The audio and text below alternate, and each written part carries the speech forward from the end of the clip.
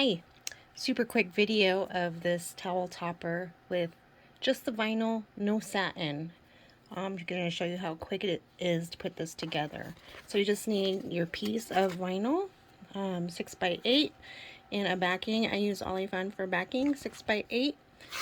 Here's the design. We're going to run step 1, placement. Let's do that now.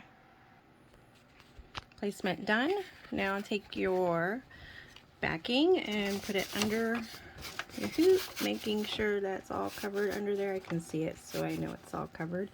And place your vinyl over the top.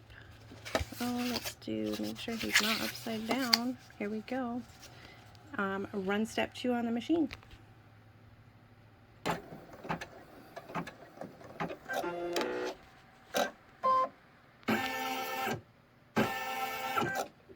And that's it.